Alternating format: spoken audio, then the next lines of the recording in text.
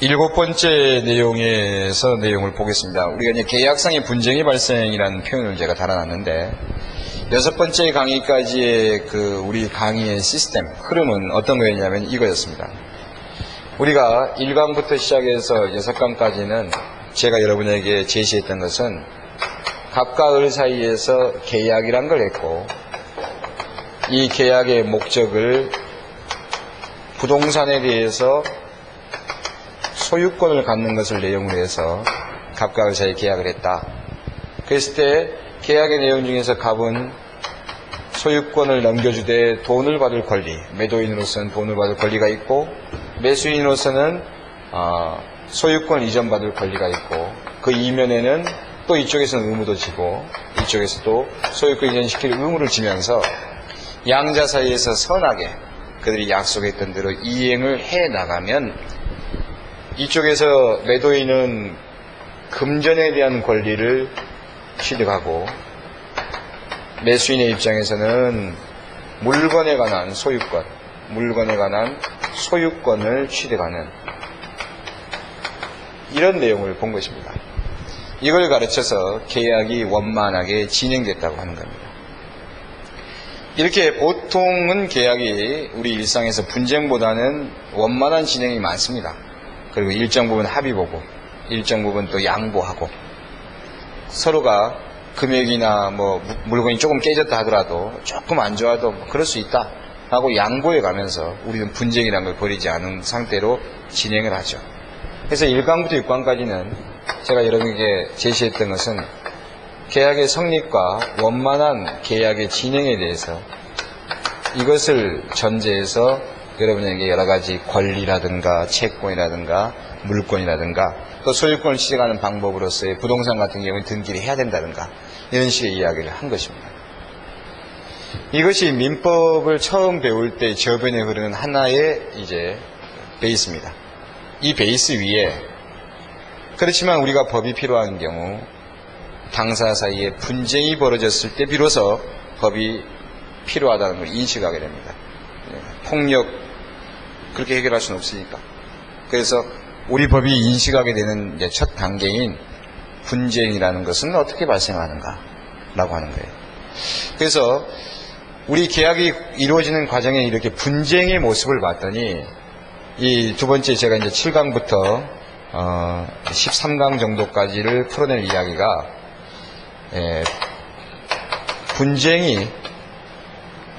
분쟁이 발생하는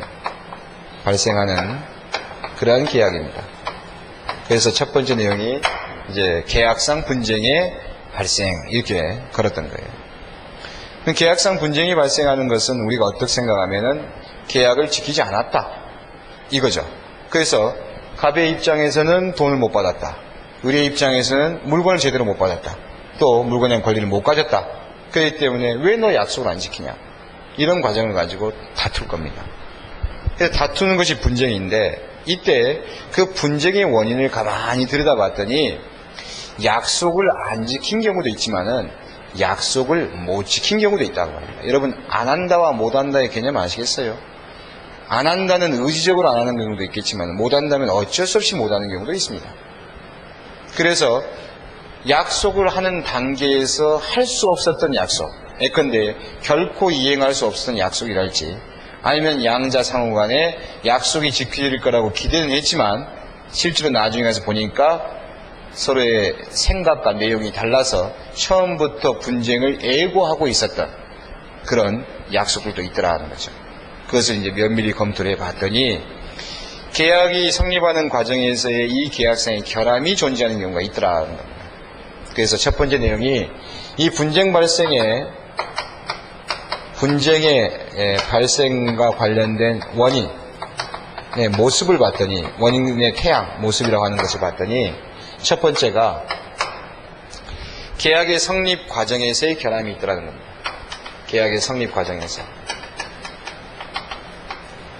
과정상 결함이 있는 경우가 있다. 물론 결함이 없는 유효하게 계약이 성립이 됐는데, 계약은 유효하게 성립이 됐는데 어떤 자가 계약을 하는 데 있어서의 내용을 지키지 않은, 즉 약속을 위반하는 경우도 있는 겁니다. 그래서 결함 없이 계약이 성립되고 유효한 계약이 있어서 유효한 계약을 내용대로 이행하지 않은 경우, 내용대로 이행하지 않은 경우, 이렇게 두 가지로 크게 나눠볼 수가 있습니다. 계약을 성립할 당시, 계약을 할 당시에 결함이 있었다. 그러니까 결과적으로는 계약을 쭉 진행하다 보니까 계약을 지킬 수 없는 상황이었다. 이럴 때도 있겠죠. 처음부터 결함이 있었으니까 당사가 물론 결함이 있는 줄 알았더라면 계약 진행 안 했겠죠. 당사가 결함이 있는 줄 모르는 상태에서 계약을 진행해 보다 보니까 아차, 이건 계약이 지킬 수 없는 상황이구나. 이렇게 됐을 때 그것 때문에 서로 누가 잘했다 누가 못했다 해가지고 분쟁이 벌어질 거예요. 또 이런 경우 외에 계약을 성립하는 과정에서는 전혀 무리 갖고 하자가 없었는데 갑 또는 을이 의도적으로 약속을 안 지키는 경우, 계약을 해놓고 뒤에 마음이 바뀌어가지고 약속을 안 지키는 경우, 이런 경우도 있다. 그래서 유효한 계약을 내용들이 이행하지 않고자 했을 때의 분쟁 모습, 이 두 가지로 크게 구별해 볼 수가 있어요. 이렇게 이제 구별을 했을 때 이 계약의 성립의 과정상에 나타나는 이 결함은 또 이걸 이렇게 구별해 봅니다. 계약의 목적 자체가, 계약의 내용 자체가, 내용 그 자체가 어떤 계약을 내용을 정할 것인지 확정되지 않았다는 거예요.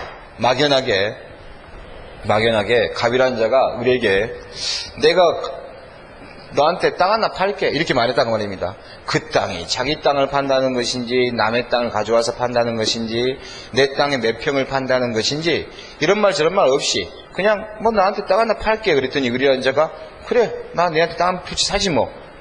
그랬을 때 도대체 이 계약을 무슨 계약을 한 것인지 그 자체를 도저히 확정할 수 없다면은 그 계약은 했다고는 하나 도저히 이행될 수 없는 그런 상황이 될 것입니다.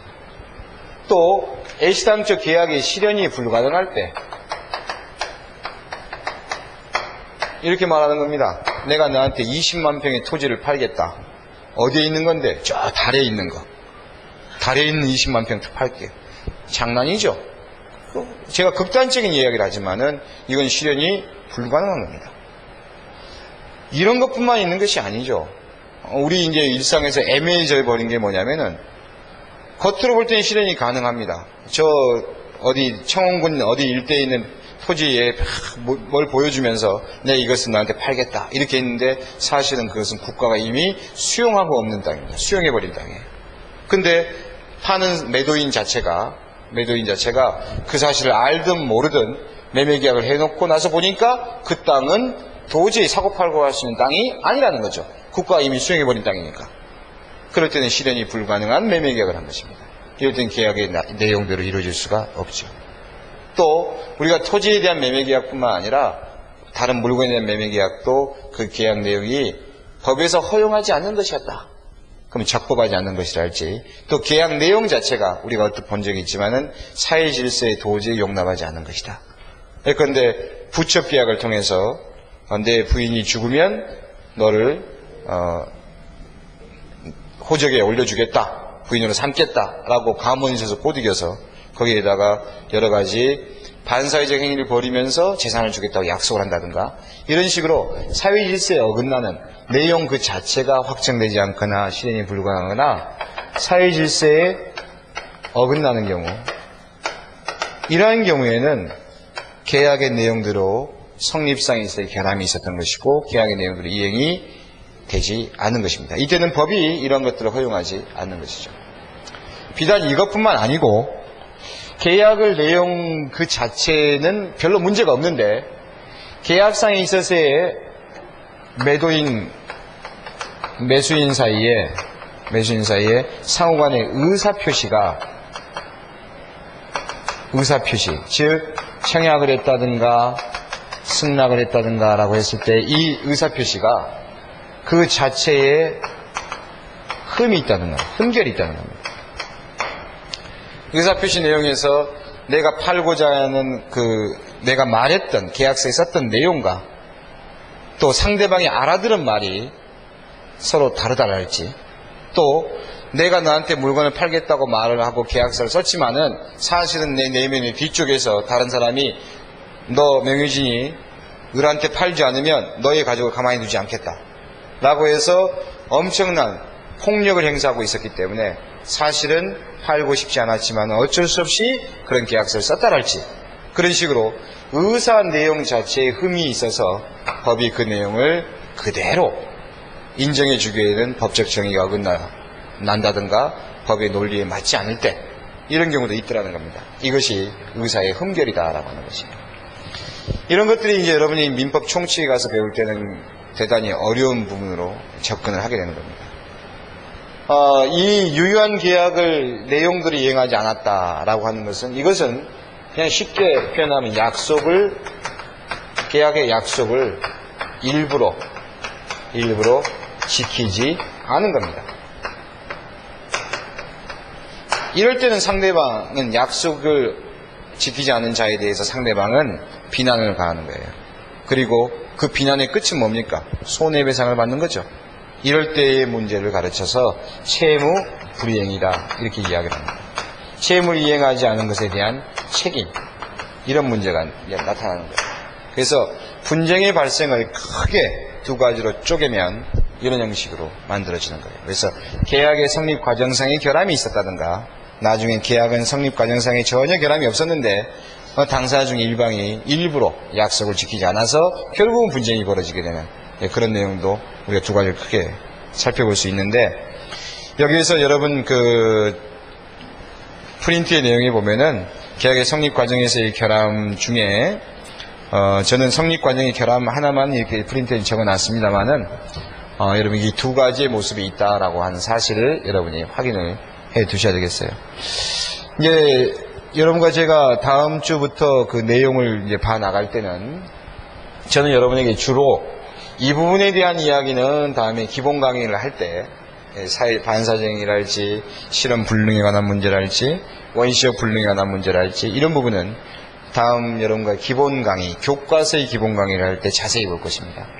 근데 오늘 이제 다음 주부터 여러분에게 그 중요한 내용으로서 보여드리는 내용은 이쪽의 의사에 관한 내용을 볼 것이에요. 이걸 중심으로 해서 과연 의사의 흠결이라는 개념이 뭐고, 계약상의 분쟁이 발생하게 될 수 있는 의사, 즉 의사의 개념부터 시작해서 비진이란 말의 의미가 뭐고 진이란 말의 의미가 뭐고, 또 그들 사이에서 가장에서 매매 계약을 했을 때 그 매매 계약이 허위의 매매 계약을 했다면 그에 대해서 어떠한 법적 효과를 줄 것인가, 그런 부분들에 대해서 통정의 표시라는 개념을 놓고 여러분과 제가 의사의 개념과 일치되지 않은 의사에 대한 이야기를 다음 주에 볼 것입니다. 그래서 다음 주에 볼 게 뭐다? 의사라는 개념이에요. 오늘 잠깐 여러분에게 이제 보고자 하는 이 내용은 여러분 교재 자료에는 두 번째로 나와 있지만은 한번 생각해보고 넘어갈 것을 미리 한번 생각해보는, 이제 한 주간 동안 여러분이 하나의 제가 숙제를 드리는 겁니다. 일상에서 벌어진 일들을 여러분이 한번 생각해보는 숙제를 드리는 거예요.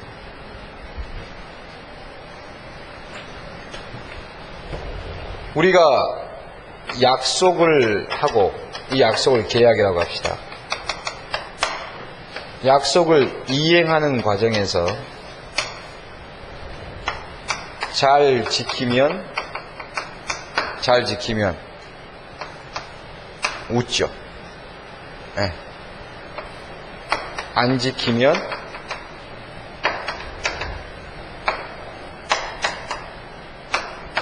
화냅니다. 그렇죠. 그럴 때 이 안 지키는 것 중에 오해라는 부분에 대한 이야기를 합니다. 야, 나는 그 말이 그런 뜻인지 몰랐어. 이렇게. 야, 너 왜 그런 말을 그렇게 이해했냐? 남들 물어봐라. 다 너처럼 이해 안 해. 그러면 싸우지 않습니까? 바로 이 오해. 오해냐, 이해냐. 이것의 갈림길은 해석이다. 내가 너의 말을 제대로 이해하느냐, 너의 말을 오해하느냐는요, 내 머릿속에 들어있는 감각을 가지고 일정한 기준을 가지고 해석하는 거예요. 이제 여러분에게 해석의 방법과 해석의 기준, 이걸 학술적으로 설명하기 이전에 여러분의 생각을 끄집어내 보겠습니다. 여러분 프린트에 적어져 있는 첫 번째 A사항은 제 이야기입니다. 제 이야기요. 명유진의 이야기입니다. 이제 프린트에는 이렇게 썼습니다. 갑은 사업상 멀리서 찾아온 손님을 마중하고자 서울역에 나왔다. 마침 어떤 초조한 일을 생각하고는 광장에서 담배 한 개피를 피우고자 하였다. 여러분 지금 3페이지 7강의 두 번째 내용의 박스 내용 보고 계시는 겁니다. 보고 읽고 계시죠? 네. 이때 물끄러미 바라보던 노숙인 을이 가볍게 다가와서 이렇게 말했다. 이보시오. 나 담배 한 개피만 빌려주시오. 이렇게요. 갑은 못마땅했지만 담배 2개 피를 내주었다. 갑의 행동은 빌려준 것일까? 아니면 그냥 준 것일까? 이렇게 물어봤습니다. 이거 제 이야기입니다. 제가 몇 년 전에 저희 아버님이 이제 암투병을 하셨습니다. 지금은 완전하게 나으셨는데 한 5년 정도 투병을 하셨는데 그 무렵입니다. 그때 제 아버님이 이제 암투병에 막 들어갈 무렵에 저는 굉장히 황당하고 미안했습니다. 제가 자식으로서 구실을 아직 못하고 있으니까 미안했죠. 미안하고 어쩔 줄을 몰랐습니다. 근데 참 고맙고 감사한 것은 제가 13살에 아버님 곁을 떨어졌는데 13살에 제가 유학을 했습니다. 초등학교 5학년 때. 저는 이대독자 외아들인데 아버님이 그렇게는 안 키우고 싶었던 모양입니다. 슬하에. 그래서 초등학교 5학년, 저 때는 국민학교죠. 국민학교 5학년 때 객지로 그냥 학교를 내보냈습니다. 아주 망가지든 아니면 정신을 차리든 둘 중에 하나로 키우셨던 모양입니다. 그래서 아버님 슬하에 떨어지고 나서 35이 됐을 때, 6이 됐을 때, 아니죠. 38이 됐을 때 아버님이 이제 암에 걸리셨는데 감사했던 것은 그때 하늘에 감사했습니다. 제가 아버님이 암 걸린 것에 대해서요. 무슨 말씀인지 아시겠습니까? 암 걸린 것 자체가 아니라 비로소 제가 아버님하고 한 이불 속에 1년을 잘 수가 있었습니다. 저한테 한 해를 아버님 돌아가시기 전에 저는 그런 기회를 주신 하늘에 감사를 했어요. 네, 안 돌아가셨습니다.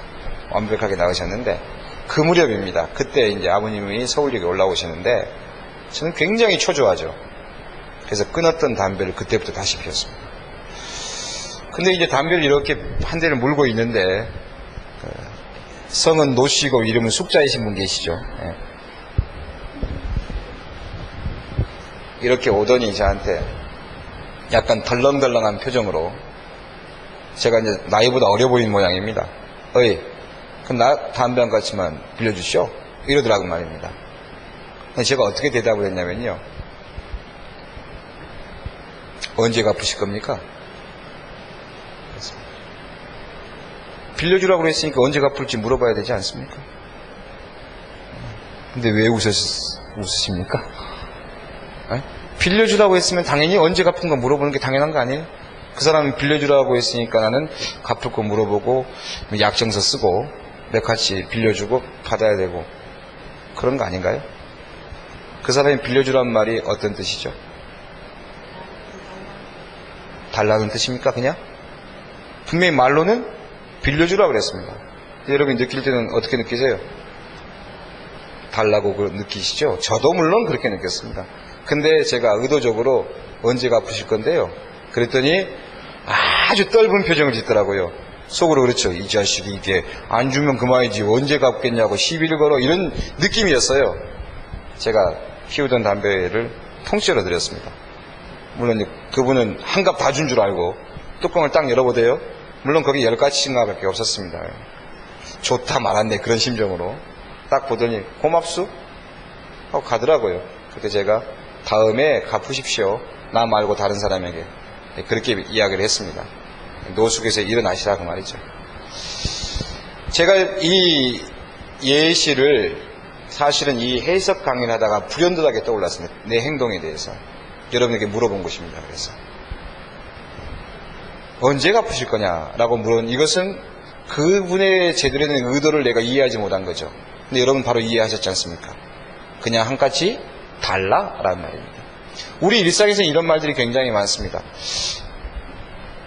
저기 소주 좋아하세요? 소주 좋아하세요? 술, 예. 어때요? 좋아하세요? 좋아하세요? 맥주 좋아하세요? 예. 가끔 이러시잖아요. 우리 술 한잔 하자. 이렇게 해요. 그 말 뜻이 뭡니까? 술 마시자. 또 어떻게 생각하십니까? 술 한잔 하자. 어떻게 생각하세요? 술 한잔 하자는 말 뜻이 뭐죠? 예, 술 먹으러 가자.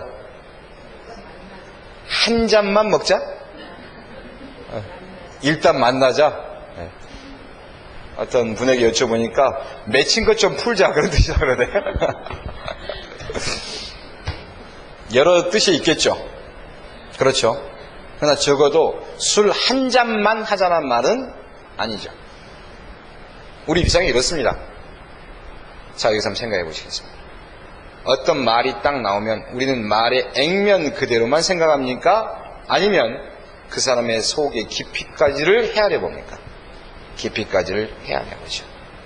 중요한 것은 말이라고 하는 것이 나왔을 때 우리는 드러난 말만 가지고 해석하고자 하는 것은 아닙니다. 그 말하는 사람의 의도, 말하는 사람의 속내, 진정 의도가 뭔가를 먼저 확인합니다.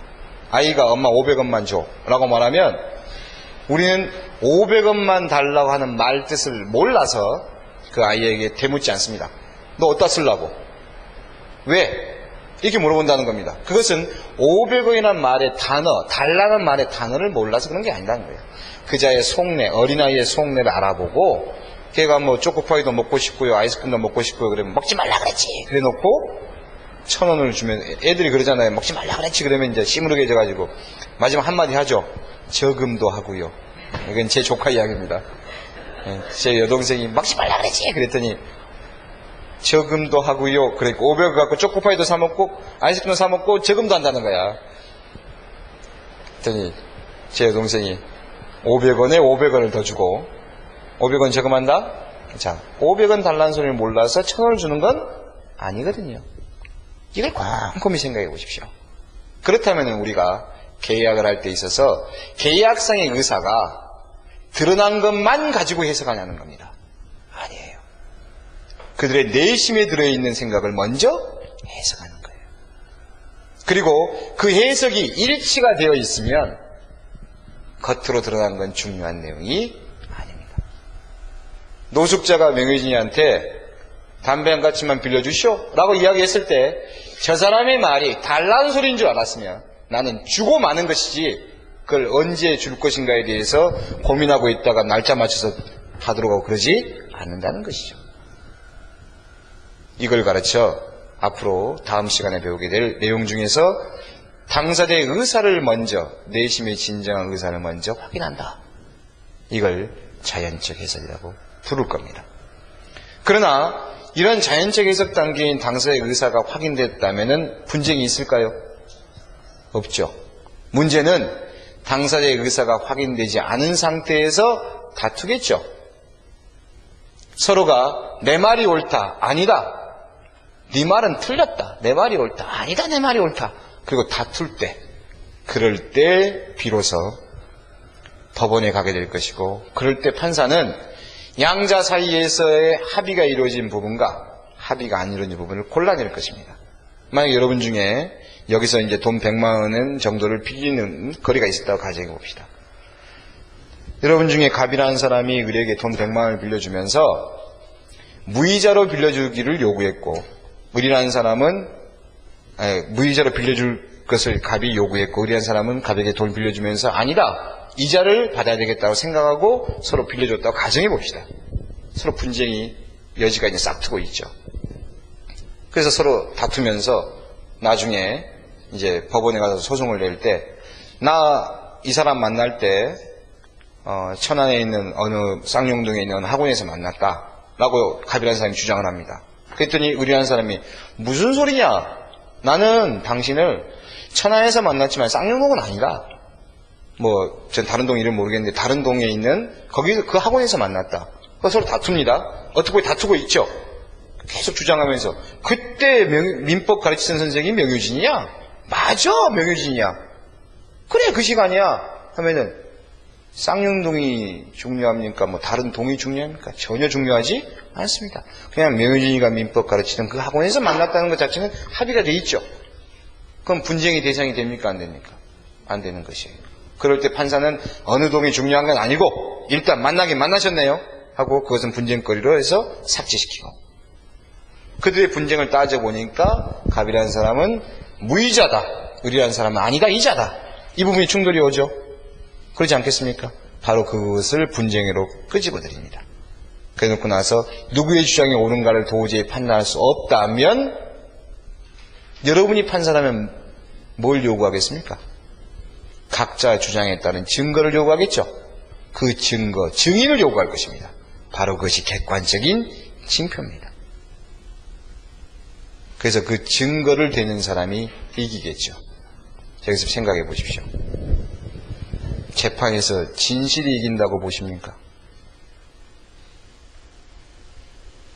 재판은 진실을 추구하고 진실이 이긴다고 보세요. 재판에서 정의가 승리한다고 보십니까? 아닙니다. 재판은 진실이 이기는 게 아니라 거짓말을 참말처럼 하는 사람이 이깁니다. 증거를 완벽하게 갖추는 사람이 이기는 것입니다. 이제 오해하지 마십시오. 판사도 인간입니다. 그렇기 때문에 법원이 진실을 추구하지만 언제나 법원의 판결이 진실을 말하지는 않습니다. 그래서 법원의 판사들은 다 도둑, 니은오, 미음이라고 생각하시지 마십시오. 그는 분쟁의 당사자가 자기의 권리를 찾기 위해서 얼마나 철저하게 자기의 증거를 갖다 대느냐, 그것에 달려있는 것이지 판사가 감정적으로 흔들리는 것은 아닙니다. 여러분이 앞으로 오늘은 이제 이 내용에서 규범적 해석이니 자연적 해석이니 이런 말들은 다음 시간에 할 것입니다. 오늘 여러분 고민해 보시라는 거예요. 나머지 30분 제가 강의한 내용에서 집에 가셔서 이걸 고민해 보시는 겁니다. 내가 내 아이한테 이야기를 할 때 너 학원 갔다 왔니? 그랬단 말입니다. 분명히 오늘 낮에 학원 선생님한테 전화가 왔습니다. 우리 영철이 오늘 안 왔네요. 이렇게 왔는데 여러분은 자녀분에게 너 선생님 전화 왔더라, 학원 안 갔지? 이렇게 말하시는지, 아니면은 너 오늘 학원 갔다 왔니? 이렇게 말하니까 애가 나 오늘 학원 갔다 왔어요 하고 영어도 배웠고요, 수학도 배웠고요 말할 때 여러분은 어떻게 대응하시고 어떤 마음으로 그 아이를 여러분이 책망하든지 아니면 쌓아놔주든지, 그런 부분들에 대해서 내심을 보는지 겉에 있는 모습을 보는지, 또 겉에 있는 모습에 화가 날지라도 내심의 의사를 확인했을 때 나는 어떻게 행동하는지를 잘 생각하고 오셔야 됩니다. 그래야만이 다음 주에 여러분과 제가 이제 해석 방법을 배울 때 여러분이 헷갈리지 않습니다. 막연하게 제가 오늘 자연적 해석이 어떻고 규범적 해석이 어떻고 직원착오가 어떻고 이런 말을 하기 시작하면은 여러분하고 멀리 동떨어지는 이야기예요. 근데 이제 한 주간 동안에 자녀분도 좋고 또 바깥분도 좋고 우리가 왜 싸우는지 한번 생각해보고, 가끔 부부싸움 하시게 된다 왜 싸우는지 생각해보시고, 오해가 뭔지, 그래서 왜 말을 그따위로 해 그러지 마시고 속마음을 알고 있다면은 그따위 말이 나오는 이유가 뭔지도 생각해 보시고, 그러면서 한 주를 보내고 오셔야 됩니다. 이것이 법학을 즐기는 태도입니다. 그리고 오시면 다음 주에 이제 분쟁이란 걸 여러분이 인식하게 될 것이고, 그 분쟁 가운데서 해석이란 걸 인정하게 되고, 그리고 다음 주에는 이 의사라는 걸 가지고 의사가 전달해서 상대방 귀에 꽂히는 이 과정을 보면 여러분이 전체 민법에서 어려운 고비 중에 하나인 의사표시, 불일치, 하자, 이걸 다음 주에 본격적으로 배울 겁니다. 오늘은 여기까지 봅니다. 이제 오늘 했던 내용의 큰 줄기만 떠올려 보세요. 오늘 했던 내용에 지금 계속 계약만 갖고 이야기를 하죠. 자, 우리가 계약을 했을 때 시작되는 채권, 그리고 그 채권은 약속이라는 측면에서, 의무를 부담한다는 측면에서는 의무부담. 이해가 되시겠어요? 그래서 채권행위, 의무부담행위 같은 말이고, 그 채권이 원인이 돼서 약속을 충실히 지켰을 때 전국적으로 물건에 관한 권리를 가질 때 권리를 처분한다. 그런 의미에서 물건에 관한 권리 행동, 물권행위, 그것은 처분행위다. 이 두 개의 개념과 의무부담을 할 때에는 그 물건을 전국적으로 처분할, 마지막으로 처분할 수 있는 권한이 없어도 약속은 할 수 있지만 그 목적물을 처분할 때는요, 반드시 내 것이 된 다음에, 처분한 사람의 것이 된 다음에 처분해야 된다.